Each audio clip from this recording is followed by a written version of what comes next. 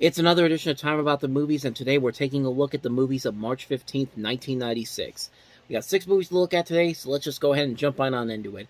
And we'll start off with the biggest new release of the weekend: Kurt Russell, Steven Seagal, Halle Berry, and John Leguizamo starring in the action thriller Executive Decision. Excuse me, sir. May I help you? Sir? In an age Excuse me, sir. May I help you? when terrorism knows no boundaries and the level of threat I have a message for the American president. knows no limits, I am in control of Flight 343. Sir, I don't think this is about hostages. What are you talking about? A shipment of the nerve toxin DZ5 was hijacked. Are you saying nerve gas is on board? Yes, sir, I am. They plan to use the DZ5 and the airplane together to detonate here over Washington. when global response is routine, London is demanding immediate action. There's a hatch on the belly of the 747 near the nose.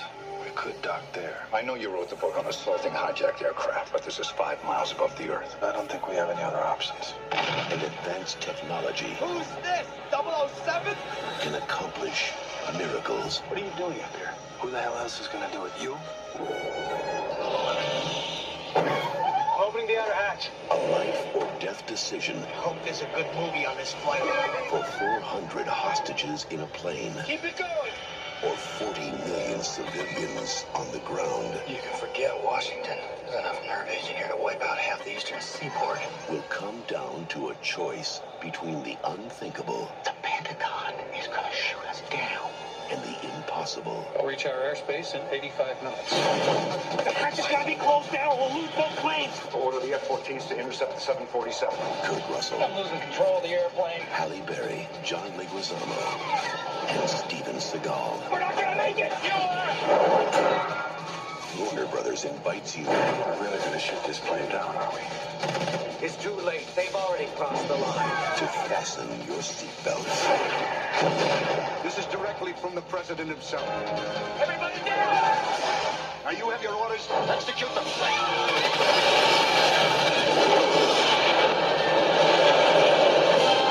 Executive Decision. By the way, nice of you to show Steven Seagal's last scene before he gets killed off. No joke, that's actually the last scene he's in before he gets killed off when he gets thrown off the plane.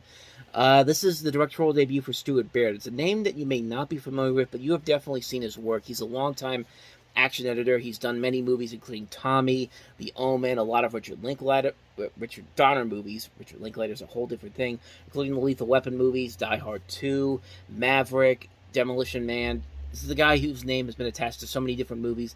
You may not know his name, but you have definitely seen his work before. This is his first movie he's ever done as a director. And as far as a movie for a director goes, for his first time directorial effort, I've seen worse. It's not a bad movie per se.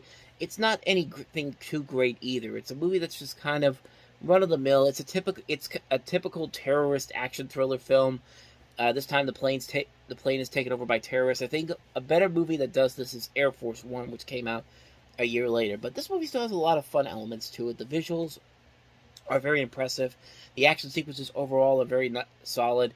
The cast overall is very good here. Kurt Russell, Halle Berry, John Leguizamo, even Steven Seagal in the little bit that he's in this movie, Oliver Platt, Joe Morton, B.D. Wong. This has a good cast overall, not just of the main cast, but names that you may not be familiar with, but once you see their faces, you definitely know who they are. J.T. Walsh, Richard Ryle, trying to look to see who else is...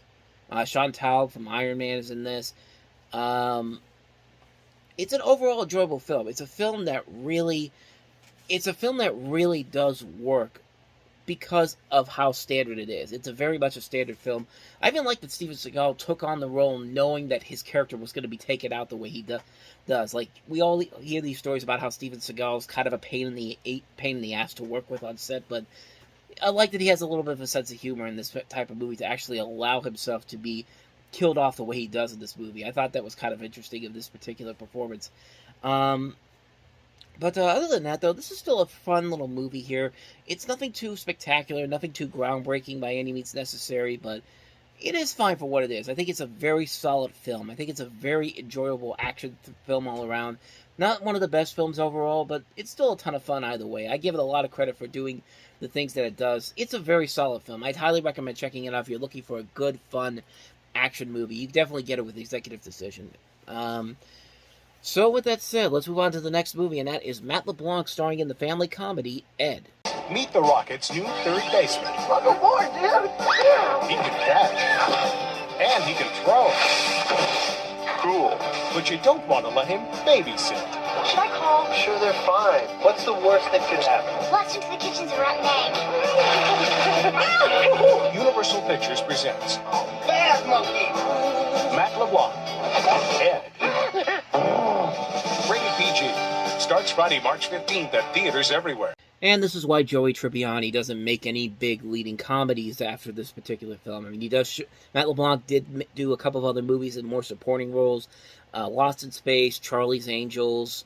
But yeah, do I even need to say what's wrong with this movie? I mean, let's start with the obvious. The monkey suit is just abysmal looking. It's like Congo all over again.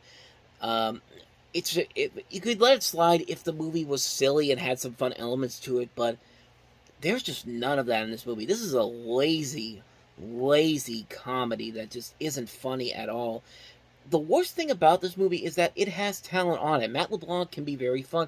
You've got Jack Warden in this. He's been great in a ton of movies. Bill Cobbs is also in this movie. It's written by the guy who directed The Sandlot. The director of this made one of my favorite movies of all time. He was one of the producers and writers on one of my favorite movies of all time, Twice Upon a Time. You may not have ever seen it before. It's a fantastic stop-motion film, animated film from the 1980s. Well, not really stop-motion, but it's a unique animated film from the 80s produced by George Lucas. Very underrated movie. Definitely go and check that one out. But I can't believe that his name is on this as the director. I'm just like, there's no way that this is made by the same guy that made Twice Upon a Time. There's just no way, but sad but true. And that's pretty much the best way you could describe this movie. Oh, and Jim Caviezel's also in here too. Jesus from Passion of the Christ. But like I said, there's not really much more you can say about this. This is a movie that's about as bad as it gets. Unfunny, unenjoyable in all types of levels. Like, Dunstan Checks In was way better than anything that this pile of junk came out. And that came with it. That came out 3 months before this movie did, so... Or 2 months before this movie did, but you get the idea. Bottom line, Ed is not a very good movie. And like I said, you wonder why Matt LeBlanc never had any big leading starring roles after this movie. He just kind of went down to being more of a supportive role character in movies that he's in. With that said, on to the next movie, and that is Antonio Banderas starring in the comedy Too Much. Two sisters fall for the same man. He's got one big problem. Someone's after me. Antonio Banderas, Melanie Griffith, and Daryl Hannah. Too Much. Rated PG-13. Starts Friday, March 15th. So I guess that trailer doesn't really show the overall plot of this movie, but basically what happens is Antonio Banderas ends up falling in love with this woman who actually has a twin sister. The twin sister is played by, it's Melanie Griffith and Daryl Hannah, but because of this, Antonio Banderas decides to bring in his twin brother, which he plays a dual role here. That trailer doesn't really show that in there. It's only a little trailer that can show there, but you think there'd be some potential there, but no, this is pretty stupid. This is not a very good idea for a film, especially with Melanie Griffith and Daryl Hannah. There's clearly a difference there in terms of there's clearly a difference there between the two of them, that they're not really all that similar to. They're not really. They don't really look like twin sisters. I'm trying to say, but I mean, this could be something that could be interesting. Could have a very good idea to it, but no, this movie just doesn't have that whatsoever. It's a movie that really is just a lazy excuse to try to make a cheap comedy out of the small budget that they had. But we got Antonio Banderas, who's one of the big rising stars of the time period, and it just doesn't work. It's a film that has some good intentions to it, has a good idea to it, but it's mostly just a forgettable mess of a film. It's just not enjoyable whatsoever, and there's not really much more you can say about it. So, quick one on that one. That is Too Much. Let's move on to the next movie, and that is the documentary The Celluloid Closet. For example, lots of characters who were known as sissies, and actor-playwright Harvey Fierstein remembers some of them. My view has always been visibility at any cost. I'd rather have negative than nothing. That's just my particular view, and also because I am a sissy. Then there Jewels, Lily. This is very old and very beautiful. I'll show it to you. or May I have this? Of course. Had to take some clips from that from the Siskel and Ebert's review of it because there was no trailer for it. Basically, the documentary is about gay representation in movies, mostly stuff that was changed, that was done during the Hollywood production code era. The documentary interviews various notable celebrities connected to the Hollywood industry to comment on various film clips and their own personal experience with the treatments of LGBT characters in films, from the sissy characters to the censorship of the Hollywood production code, which is the code of gay characters, and cruel stereotypes to changes made in the early 1990s. This is a documentary that wants to try to examine that, and you also have these various different people that are involved in this. Lily Tomlin is one of the narrators. Tony Curtis is among the people that are interviewed here. Whoopi Goldberg. You saw Harvey Fierstein, Gore Vidal, Paul Rudnick, the writer of The Addams Family, Shirley MacLaine. Tom Hanks is involved in this. John Schlesinger, Harry Hamlin, Susan Sarandon. They get notable names in here. And as you saw in those clips there, they talk about the various ways that in the early days of filmmaking where they got around making gay characters. They made characters that were basically, like I said, known as sissies. Some of them were vampires, and some of them were like mystical. They had like mystic powers and stuff like that. And they talk about it in this documentary and the little bits that I've seen from the little bit of clips I showed you there from the Siskel and Ebert review. But that's pretty much really all I know about this. I haven't seen this documentary, but it seems like a very interesting concept, like to talk about that type of a period in movie history where you had these different people talking about gay representation in film, and actually came out during a drastic time in gay history when Bill Clinton was elected president, and he was the first major presidential candidate to court, and promisingly opened with gay voters. However, that was around the time when we had Don't Ask, Don't Tell pass, and because of that, the LGBT rights movement became increasingly media focused. And that's why the Gay and Lesbian Alliance Against Defamation was formed as a national organization. And this documentary came out 2 years afterward to talk about march and protest against homosexual representation in films and TV. That grew as well.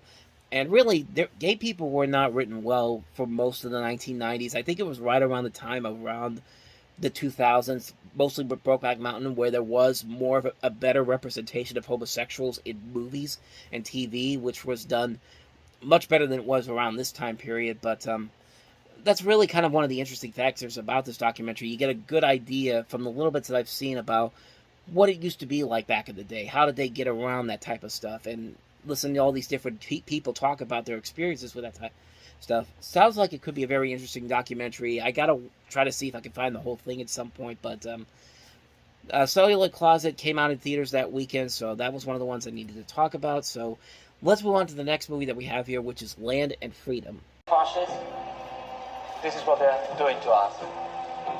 I want you to join with us.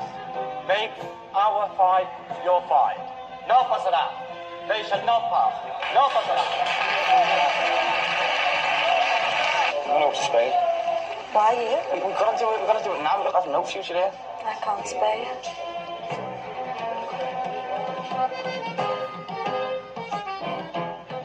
Dear Kit, well, I'm a soldier now with the Poom militia.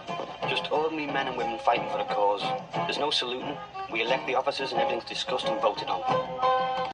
So this is a film where you're following the story of David Carr, an unemployed worker and member of the Communist Party of Great Britain, who decides to fight in the Spanish Civil War for the Republicans, a coalition of socialists, communists, and anarchists against a nationalist coup d'etat. And that's really all I know about this one. I've never seen this movie before. I didn't even know about it until now. It was nominated for a Palme d'Or. It was nominated at it won the Cannes Film Festival prize of the Ecumenical Jury. I think I'm pronouncing that right. If I'm not, I'm sorry. But that's really all I know about this one. I don't really know too much about it. I just knew that it came out at that time, so that's a quick one right there. That's Land and Freedom. So let's move on to the last movie that we have here, and that is Tarantella, starring Mira Sorvino.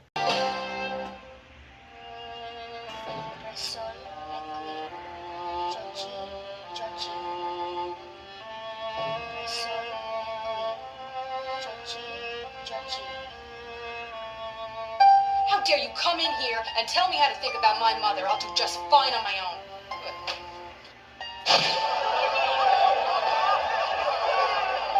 One generation from the word peasant. I can't stand this. Get me out of these clothes. One letter away from village gossip. I can't do it. It's like eating raw eggplants with the skins on, the bitter skins. One language away from hidden feelings and ugly caricatures. What is that supposed to mean? You're not ready. I'll tell you when we're friends.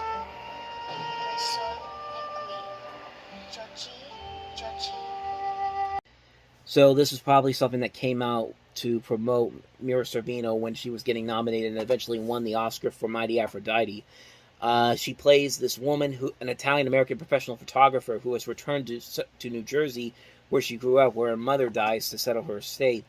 In recent years, she didn't get along with her and begins to remember her embittered mother when she abandoned her. Around the same time, she begins to rediscover the heritage she rejected a long time ago when she is amongst her neighbors while packing up the house. She meets a close friend of her grandmother and late mother's who gives her support in this tough time and also gives Diane her mother's last gift, a secret journal kept by her. And as it is written in Italian, the woman must read it to Diane. This helps her learn more about her mother's history, and as she does, she finally comes to terms with the relationship they had and her own Italian heritage. So that's really all I know about this one. Notably, Frank Pellegrino is also in here, but most notably Matthew Lillard, who would later break out a year later in Scream. He's also in this movie as well. That's pretty much all I know about this movie. I'm guessing that they put this out because of the Oscar buzz that was building for Sorvino and Mighty Aphrodite. So that's really all I know about this movie. I haven't seen it, so I can't really say if it's good or not, but came out in theaters this weekend, so talk about it as well. So that is Tarantella. So with that said, that's going to wrap up another edition of Time About the Movies. Next time we meet, we'll have 7 more movies to look at, including Diabolique. We also have Spike Lee's Girl 6. We also have Race the Sun, Flirting with Disaster, It's My Party, Jack and Sarah, and Frisk. So 7 movies to look at next time around, and we will delve into those on the next episode. But until then, thank you very much for watching, and if you want to see more videos like this, please hit the playlist on the next page, check out the previous episode, and I will see you guys tomorrow for another episode. So thank you very much for watching. I'll see you guys next time, and until then, as always, take care.